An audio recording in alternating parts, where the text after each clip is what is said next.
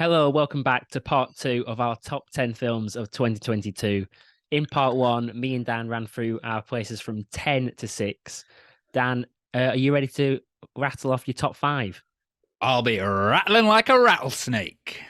Dan, just Just before. quickly, Luke. Sorry, just to Oh, interrupt. My uncle. You've met my uncle. He always oh used to yeah. say that he had a bit of a saying, and I think it's pertinent to this because he used to say, when one door closes, another one opens. Anyway, he got fired the other day for being a terrible cabinet maker. Hey, Sorry, your uncle wasn't even in conversation. Nothing to do with doors, nothing to do with carpentry. Where did that just you said I could interrupt for jokes. go? um, so Dan, I think a good table setter would be to rattle off those that came at the back end of your top 10, your prestigious Yeah. best 10 films of 2022. So why don't you start there? What? What do you want me What? to do? 10 to 6. Sorry, I didn't know it was that complex. You said it 10 in to a weird 6. way, and you said rattle again, which just lodged in my mind. Well, I thought your uncle was going to be like some rattlesnake guy. I thought that's where you would go No. with that. No. Go on, 10 to 6. 10 to 6. In number 10 was Blonde. In number 9 was Chip and Dale. In number 8 was Glass Sorry, Onion one Knives sec, one Out sec, one Story. sec. We didn't quite hear that one. Was that Chippendales, the male strippers, strip show? Chippendales. What, the one that's been quite controversial and is all over Disney Plus? No, it was Yes. not. It Oh, was the animated reboot of Chip and Dale Rescue Rangers. of course. Sorry. In number 8 is Glass Onion Knives Out Story. In number 7 is Good Luck to You, Rio Grande. And in number 6 was the ITV thriller Decision to Leave. To be fair, very good.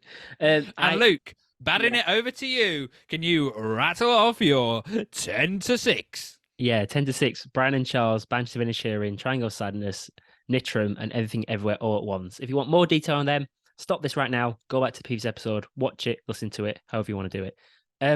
Just also Preferably listen to it because we need the downloads. two films The that metric. in the UK weren't released in 2022, so they're not in our list. So Spielberg's Fablemans, we haven't Yeah. had a chance to see that, and Tar, the one where Kate Blanchett's pretty much locked in for best Oscar about the composer. We haven't had a chance Best to see Oscar. that. Best actress at the Oscars, yeah, the best Yeah. Oscar. She keeps hers polished. Yeah. Don't ask me what she Oscar uses. Isaacs is fuming. Yeah. Okay, let's get into this then. So I'll Okay. start with number 5. So number 5 Mambo for me number 5. is it's the third in Joachim Trier's Oslo trilogy, Dan. All together now, the Norwegian Yeah. coming of age film. Worst person in the First world. world.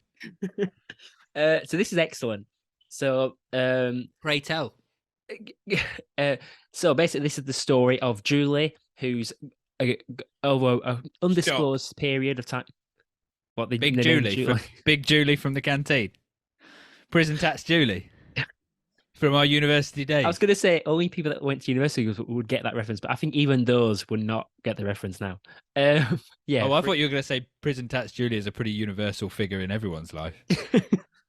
So Julie, the character in the film, is caught in a limbo. So she's sort of flittering between boys. She's confused about adulthood. Oh, not that kind of limbo. And for half the film, she's with a guy called Asken, who she sort of who he outgrows her because he's quite older than her. And in the second half of the film, she's with a guy called Evend, and she That's a bit outgrows odd. him.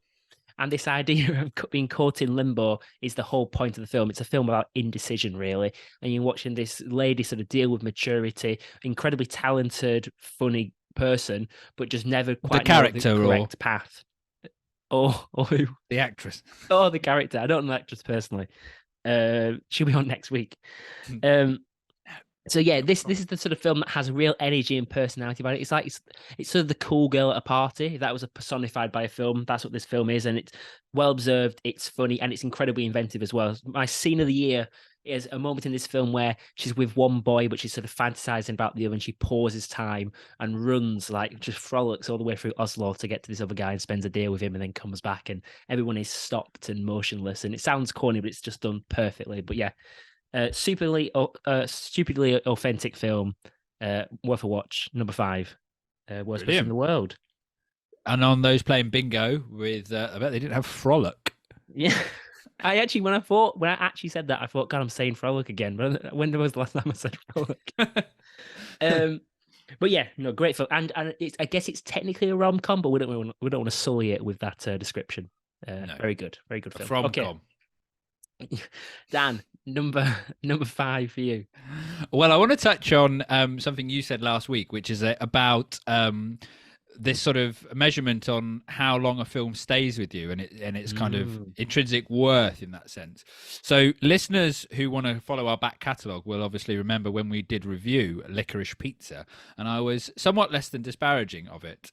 And we've made jokes about before how I've not seen any films, so, you know, any old film can get in. But in actual fact, this isn't the case with this one. I genuinely wanted to include this in my top 10 because it's a film that has sat with me for so long, and I was quite harsh on it when I first reviewed it. And I've thought back about it, I've actually given it a more favourable score. I've revised my notes and I put it up a score because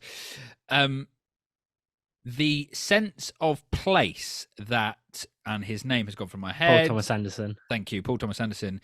Captures in this film is truly magnificent, and it's a film that almost feels like a memory to me now, as in I lived it, I was there, and I felt one with those characters who were so distinct and so genuine, and yeah, captured that moment in their life and that moment in time that, having watched it, I now feel like I was part of it. And I think that's quite a special thing that a film can do, if it can create that sense of belonging to me, and I was quite unfavorable of it. So I think for me, you know, I've liked it longer, I've stayed away, actually proves its worth as a film. I do still hold that issue of Bradley Cooper. I don't get it. I don't get it. And the bit on the motorbike was weird, you know, with what's he called? The other one. Is it Sean Penn? Is he in this film as well? Yeah. Oh yeah, Sean Penn. That bit was kind of a nice vignette, even though it was fucking balmy. But the Bradley Cooper one was just almost a bridge too far. So that's why it's sort of I'll always have that, but I think I've come around to this film ultimately, and his direction is so impeccable, and the kind of depth he's created with those characters, which is actually something we see in a film which we'll talk about, which is in my number 2. These kind of idea of these characters who are so fleshed out, and yet you're only encountering them for a very brief period of time, be it the film, that you feel that you really understand them. So yeah, it's Licorice Pizza. That's so interesting that you've said your mood has changed, because I did consider it for my top 10. It hasn't made my top 10. It probably should be 10th, to be completely honest. It's better than Brian and Charles. We all know that. But my mind has changed it also. And I sort of was reflecting on it a little while ago. And my issue with the film slightly is just that the relationship, which I think you picked this up at the first time of viewing as well, where we weren't fully sold on this, the dynamic of the relationship as much. And I agree with you that the feel of the film is amazing. Absolutely love the feel of the film, but the relationship at the center of it, I didn't really go with. And despite the fact that the performances are amazing, they're so good. The performances are perfect. Yeah. Cooper Seymour Hoffman. Yeah, that's number 5. Okay, number 4 to me is Decision to Leave. Ring any bells, Dan? Ring any bells? So we touched on this last week, so we won't go into too much detail. It's on after Corrie, I think, isn't it? So, as well as I said, the witty, the whimsical, the imaginative direction, it just sort of it feels very throwback to me, despite how modern the veneer is. This is a true neo-noir, whilst also being very Hitchcockian, cat and mouse. And for me, that tension and that Tom and Jerry, the playing between the two, I was hooked. I felt this sort of the idea of infatuation that was palpable for me. And the film very much bases itself on these big pillars of death, love, sex, I guess, which is very similar in Park Chan-wook's previous work. He likes to work in erotic thrillers. He's a bit of a seedy old man, to be honest. But you found a kindred spirit. I just found this incredibly fun, incredibly enjoyable. It feels the basement, yeah. It feels dense. The scratches on the ceiling. It feels dense, and it does need a second. Dense. It does need a second viewing, but for me, it's a film that, although it's long, the added symbolism and the added layers. I think it was worthy enough of going up a gear every time it needed to do. One minor thing that I did, I think I mentioned last week, is an Luke, issue I you've had got with to the stay film. positive. I've told you about this before. I do want to You've say got to this though, stay positive. because Korean cinema's having this resurgence, very much in the West anyway, and more eyeballs are going on it. And there's a Bong Joon-ho's previous film, the guy that did Parasite, one of his previous films is called Members of Murder, which is an unbelievable film.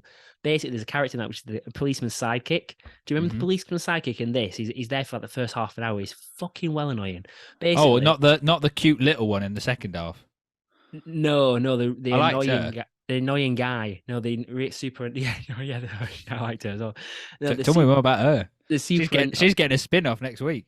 a super annoying guy. He was so contrived and completely taken from Members of Murder. That part wasn't good, but anyway, the rest of it, loved it. Performance is great. Just super fun. And I think I think it's pretty solid recommendation. I feel quite confident, even though it's a foreign film. I'd feel very confident giving that to a non-racist. Yeah, for all the mums, they'd like it, wouldn't they? They'd really get into it. Okay. Anybody who likes Taggart. That's right. Taggart's getting a mention. My number 4, on a similar Taggart line, is Banshees of Inisherin. Ooh, okay. Yeah, so I definitely didn't watch this in between episode 1 and 2 of this recording, so it's definitely... I thought you stayed quiet when I was talking about it. Yeah, I just wanted to give you a floor to speak, Luke. That's the first. Yeah, absolutely. So one of my big standouts is Colin Farrell's performance in this. I think he's really exceptional, and obviously the Golden Globes agree with me because they gave him the Golden Globe for it. Mm-hmm. That character could have so easily been really ham-fisted and caricature, and I thought he was actually really quite subtle with it and kind of portrayed that conflict in character. That a situation like that in the Banshees of Inisherin would create on somebody like that. I thought it was quite a genuine performance, but also quite subtle. And that whole subtlety of storytelling is something that really was impressed upon me.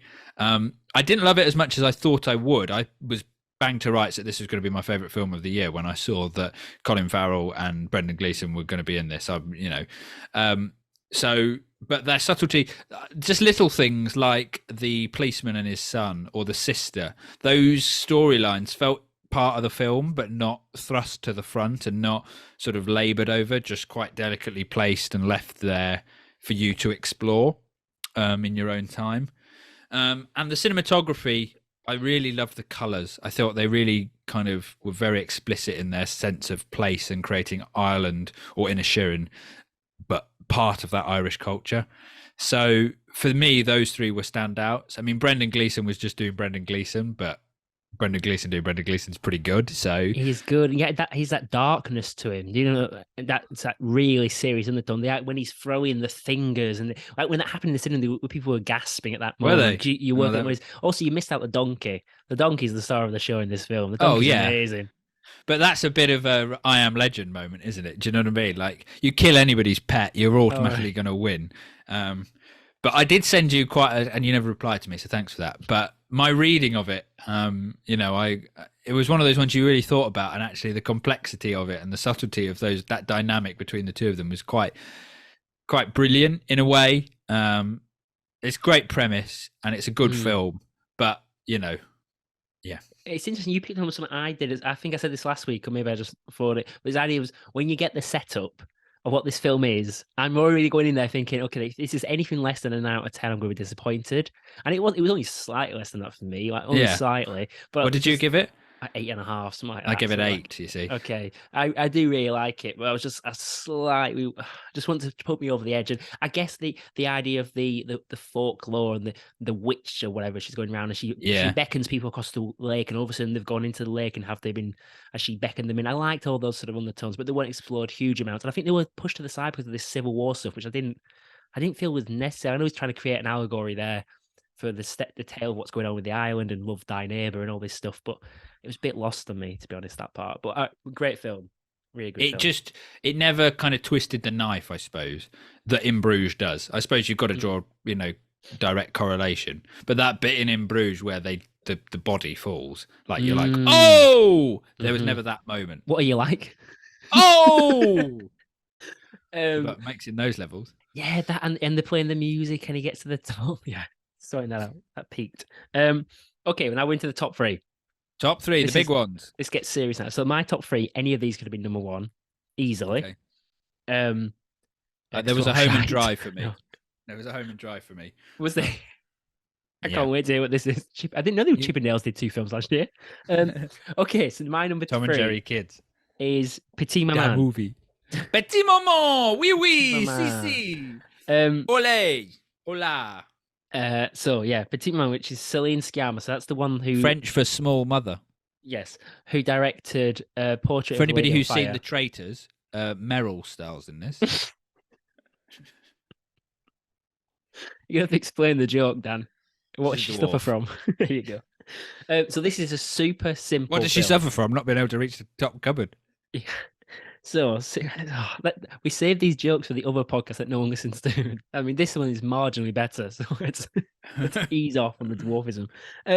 So Portrait of a Lady on Fire, which is the earlier film by Celine Sciamma, which is one of my favorite films I've seen in about 10 years or so. Very much like that one, she does something where any sort of frame, whatever she's capturing, she somehow managed to conjure up some huge emotion and weight and put them into scenes. And it's incredibly well done. It's the way she did the discourse she opens up with the actor, the freedom she gives them, just the clarity that she gives them. But she manages to do that so well. Anyway, the story, super simple. Yeah. Grandma dies. Grandma dies. They go back to clean up the grandma's house. The daughter stays there and she makes a new friend. That's it. It's 72 minutes. It's the definition of short and sweet. But it just floors you when you get to the end of this film. It's poignant, it's memorable, it's wise. And all I could think of whilst I was watching this film, and it was just becoming more and more profound to me, was the idea of, God, I can't wait to show this to my daughter, to my child, right? And I know when I do, I will kick myself. Best friend. I know I'll kick myself. And I'm like, I put what ahead of this film? This film is just gorgeous, beautiful. It's a film about parenthood. And I think it's just one I'll connect with slightly more when I'm older, but it's just a gorgeous, simple film. And it's got these ideas of fairy tale and all these sort of undertones as well. And it's 72 minutes. Dan, imagine how much my face beamed up when I found it was only 72 minutes. I was like, come on. And you watched it at 1.25? No, I didn't. It wasn't. It wasn't 59 minutes. It was on Mubi, so yeah, no 1.25, I'm afraid.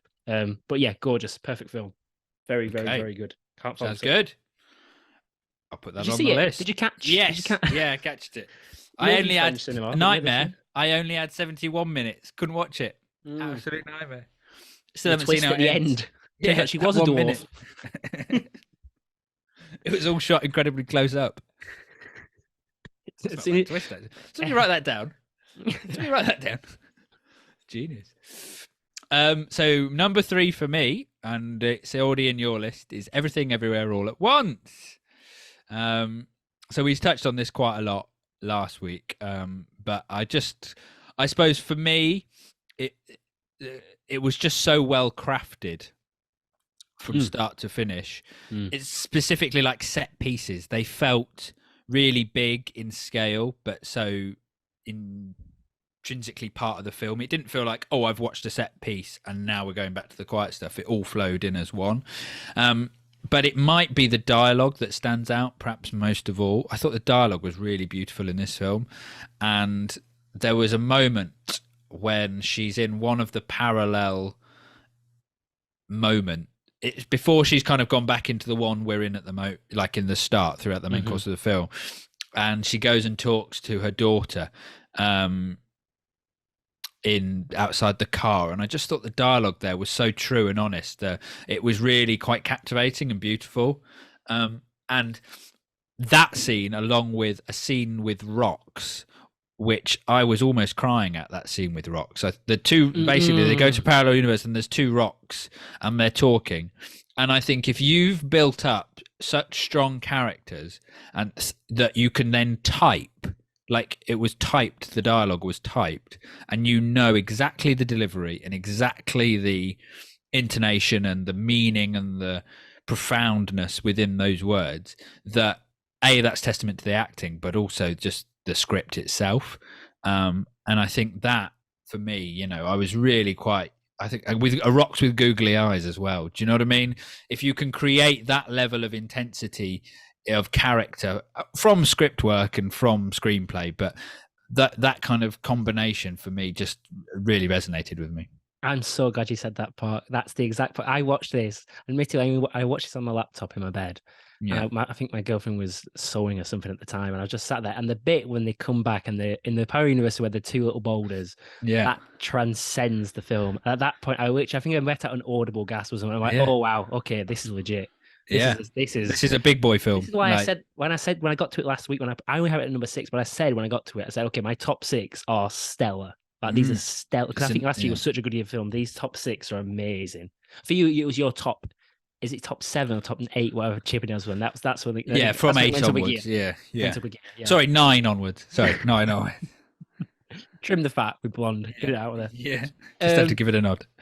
But yeah, it's and aren't you so excited to see what they do next, right? I mean, they'll probably get swallowed up by Hollywood and do something diluted and pretty shit. But if they do something as original as that, then you can't really complain. But yeah, very good. We spoke about it last week. I recommended it to my dad. He got half an hour in, turned it off. Okay, so like a fine wine, takes time to age. Your father, I'm talking about, and his taste.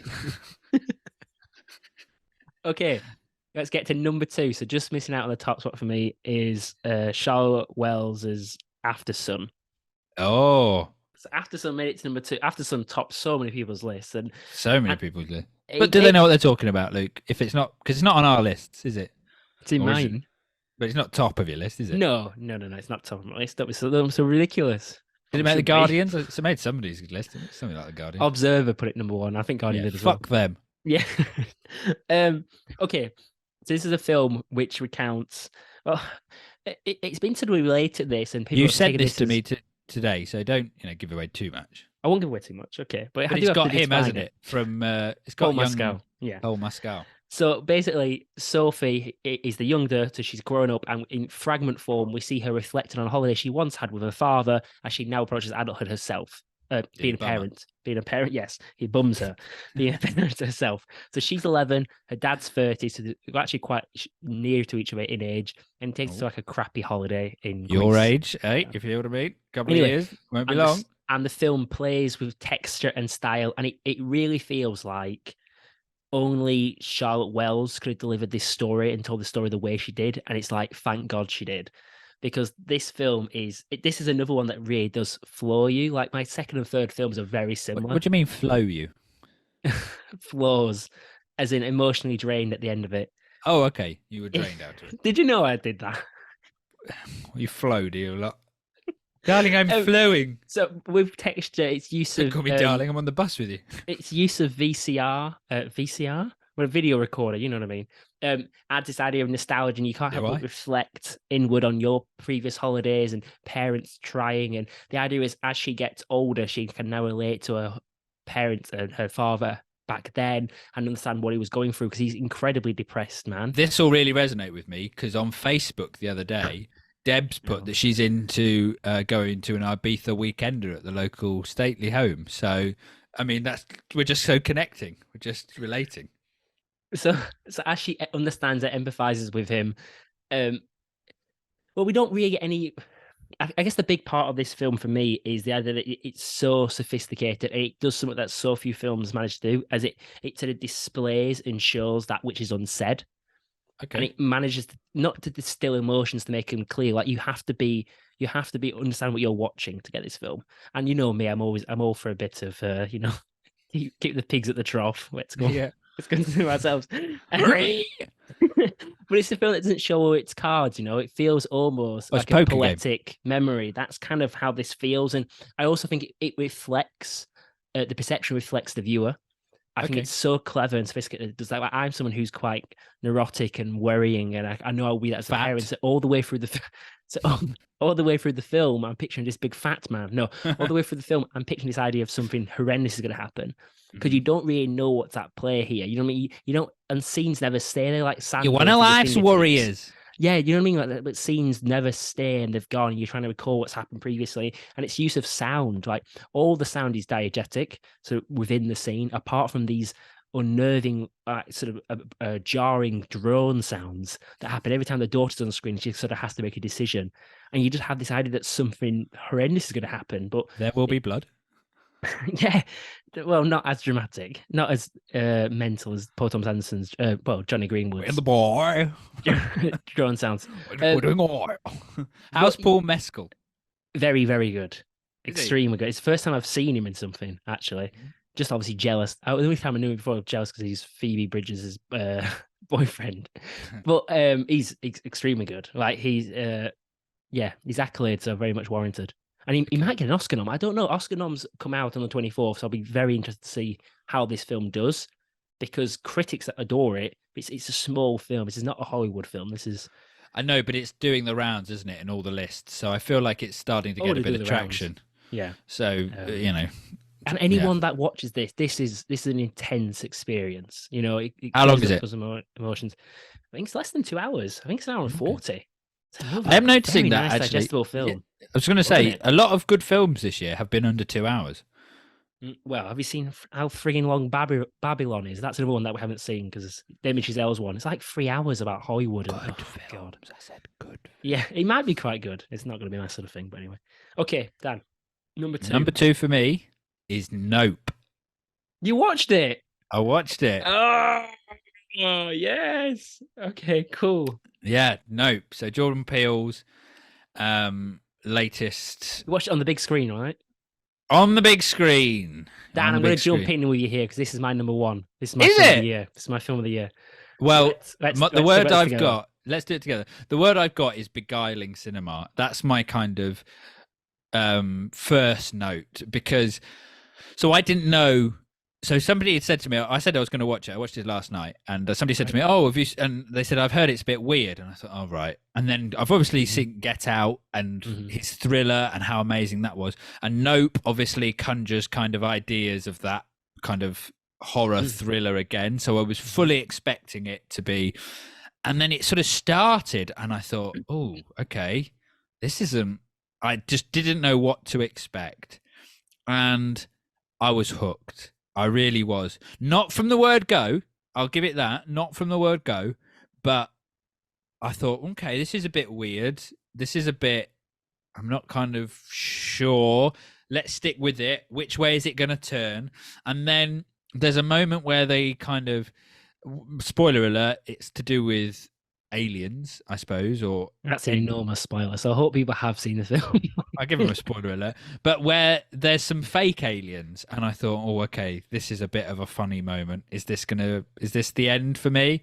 And actually, it wasn't. It was the no, and then it turned, and it was what's on ITV? Mass Singer is still on. And. Yeah, from that point on, I was totally hooked and totally invested, and was beguiled by it all. So I took this at number 1 because Aftersun, Petit Man, beautiful, contained, gorgeous storytelling that I'll probably prefer in years' time. But I chose the big, bombastic spectacle film because I know unfortunately you get to see it at the cinema. It was incredible at a cinema because you get so excited to go in there. For me, the film I love about this, like you mentioned with Get Out, like how Get Out morphs between genres, right? So this one as well, like when it went for comedy, it hits comedy. Yeah, it's super funny, it was super sharp. Yeah, at times. When it aims for tension, it worked. I was entranced. It drew me in. I was trying to understand the symbolism, these whole allegories for Hollywood and the idea of spectacle and chewing people up and spitting them back out. And then the idea of the chimpanzee and this whole tangent, where was that just going? Crazy. Yeah. I love that whole idea. And then when it goes for terror, that works well. I was wriggling around in my seat. And then also when it goes for sci-fi, these huge... You have got that uncomfortable sofa still, haven't you? Restless leg syndrome. When it goes for sci-fi, I was amazed. And I was... I absolutely love this film. This is so... I love beguiling because I put that down. I put deliberately beguiling with the whole chimpanzee tangent. And this is a film which is rich in symbolism, but not enough to deter people. Do you know what I mean? Like it'll keep people there. And to me, this feels. I'm not sure if you've seen Us yet, which is Peele's second one, which is an essential viewing. It's amazing. Us, but he feels like he's on this streak now.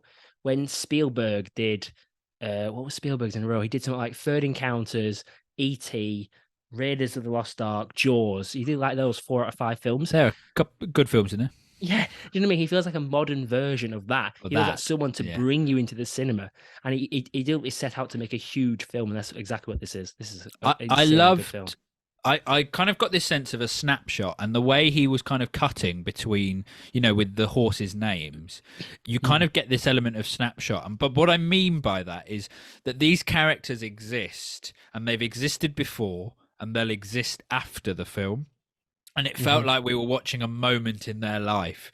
So you don't get clunky, we start off with this kind of horse stuntman thing. That's the gimmick. And you think, is it going to go down this route? But actually, and a lot of filmmakers would make it quite central around that route. But actually, it's not that at all. It's about how that their experience and their life, those characters, their life doing that stunt work, how that morphs into them. It's about looking at their kind of what makes them them, what their kind of development previous to this, and it will go on. So of course in the big stunt scenes it becomes like a horse, they're doing horse stunts because that's what they know, that's what their industry is. But it feels so real, it feels so genuine, that depth, that richness in the screenplay to give those characters that life in before and after the film we're watching. At the end that they're going to go on and continue and do what they were setting out to do. And you can kind of see the pressures and, excuse me, the pressures and the constraints and the worries that they've had before. But all of that feels like it's not kind of thrown down your throat. It's just there. It's present for you to watch. But you'll view that through the characters going through this experience. To achieve that level of sophistication in a screenplay is just breathtaking, really. It really is. I mean, as a director now, his oeuvre contains these 3 films. Each time he's gone up in scale. It's gone up in budget, and he's managed to keep it as original as before, as bold as before, as unshackled as before. And just to visualize it, just the visual treats that we're entitled to in this film, the idea of the blow up men that are waving around as he leads the alien down there that you've never really seen before. And it's funny as well as being sort of entrancing at the same time. And just this film was so good. I think I liked it more than anyone else in the cinema, by the way. I was making all sorts of noises. We should jump on to the final film though, Dan. Can I just say one final thing? And it's a kind of reference to Arrival, which I know a film you loved, but I loved how they personified the alien. The alien did not feel intrinsically bad, and yet it was the villain of the piece. And to create that kind of quite modern take on it felt very like Arrival, which kind of dealt as actually perhaps the humans or how we interact and how we respond to things is what we need to address, not the thing itself. And especially kind of given the kind of conspiracy theories that they were throwing out throughout the film kind of plays on that actually, they're not all bad. But it not was all bad. Not all bad. No. Yeah. So I think that was really clever way of the personification of this alien on screen. It was majestic. It was beautiful. It was scary. It was a thing in its own right. It was complex. And all it did was be the villain. Okay, really good. Clever. We need to get. I'm sorry, Dan's just spoke for a good chunk of time there, but we actually have to also chuck back to him again now. So I do apologize, guys. But Dan, what is your number 1 film of the year? Do you think you know what it is? Yes. What is it? Belfast. Correct. No. Yeah, it is. Belfast. I didn't watch it. Didn't bother watching it. Didn't bother watching it. I knew I wouldn't like it. Well, you don't know because you haven't watched it. Yeah, I haven't seen Chippendales. You saw 15 minutes of it. Yeah. Go on. There was some quick bullet points on this one. Yeah, this is a film that just really touches on my heartstrings. I guess, by you grew up there in Belfast. No, but it was just so, it's Kenneth Branagh, and this could easily have been a very indulgent. Ends there for me. Yeah, but not that you're unbiased and willing to give everything a try. You'll watch some fucking weird ass fucking Norwegian jingoism. Romp through fucking Oslo. Go on. No, I just found it to be very non-unindulgent in that regard. It was very wholesome and very tender, very empathetic, and just a really lovely watch. And something you kind of mentioned when you sort of look at it and you kind of feel that sense of family and arousal. No, not at all. Not arousal, but that sense of this is something that you could show your children and just be part of something greater. It captured that for me. It was just a really enjoyable, nice film that you leave feeling happy, and you don't. It's just sort of wonderful in a really lovely way. And the politics of it all, and the violence of it all, and it does kind of feel to recede in the face of just really strong, wholesome content. And it's performed brilliantly, and it's got a kid actor in it, and a film with a kid actor could easily be really annoying and really crap, but he's not. He's really fantastic in this. It's sort of, I always say that my favorite film of all time is Mrs. Doubtfire, and it's that kind of feeling to it. It's just a sort of heart over head choice. Sorry, I just imagine Kenny Branagh running around the streets of Belfast with bombs going off as dressed as a woman. He's got a touch of that. That's exactly it if you haven't seen it. So he goes and be a nanny. That's our films of 2022. I think you ended quite strong there. Well done. What's your second one? For fuck's sake, are you serious? Aftersun. We're going to go back through it again. Yeah. So that's our top 10. Very excited to see what 2023 brings. We've got June 2 coming out. Indiana Jones 5's coming out. Oppenheimer's coming out. Other stuff. Marvel crap. Of course it is. They churn about 6 of them out. So then that was it. I've got to say, what was your film of the year? What you just thought? What was your film of the year? What did you like best? Mrs. Doubtfire. Okay, Dan. Can you think of a way to end the episode? I can indeed. Lovely little setup there. So obviously, for those of you who don't know, Luke and I do live apart, and it was Christmas not long ago. It was Christmas not that long ago, and I unfortunately have not been able to send or see Luke to give him his gift. Though still waiting on Northcourt Dinner for Two from about 2016, aren't I? So yep, I did. I think I gave you that gift twice, actually. So I'd like to present it on screen to you now. Da da da da da da da. Oh, just some butter-kissed popcorn. It's a bit strange, isn't it? I might hang up. I might stop the recording now so you don't get your punchline. Why would you need butter-kissed popcorn? Unless you were going to watch something. Unless you were going to watch In Conversation with Quentin Tarantino. No way. Yes way. When's that? We've got 2 tickets. I won't show you the receipt on how expensive they were. But on March the 20th... But you will tell me at every single breath. Sunday, March the 26th at 7:30 p.m. Dan, I'm in York. I'm not going away. Oh, good. Well, we'll talk about that. I'm joking.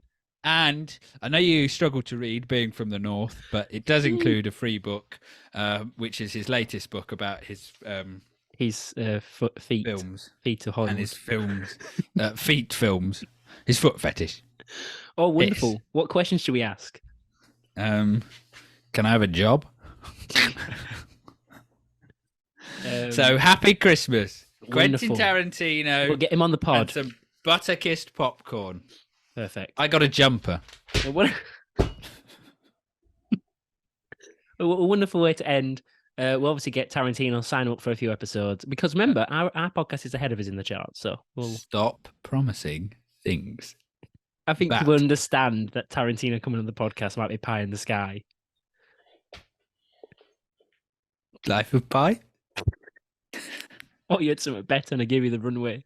Bye-bye. Bye. Bye.